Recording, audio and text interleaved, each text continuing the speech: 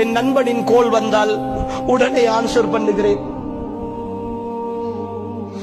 என் மனைவியின் கோல் வந்தால் அடுத்த நொடி ஆன்சர் பண்ணுகிறேன்.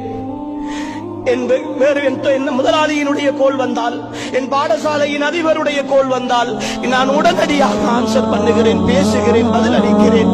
என் தாயினுடைய அழைப்பு வந்தால், என் தந்தையினுடைய அழைப்பு வந்தால், உம்மா கோல் பண்ணுகிறார், பாப்பா கோல் பண்ணுகிறார், பிறகு பேசிக்கொள்வோம் என்று சைலண்டிலே போட்டுவிட்டு வேலையை பார்க்கிறோமே.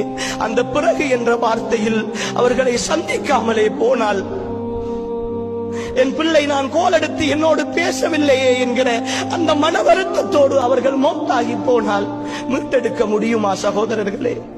மீட்டெடுக்க முடியுமா? ஏன் சகோதரர்களே உம்மாவையும் பாப்பாவையும் இப்படி நடத்துகிறோம்? ஏன் புறக்கணிக்கிறோம்? நீங்களும் நானும் ஒரு தந்தையாக இருந்து கொண்டு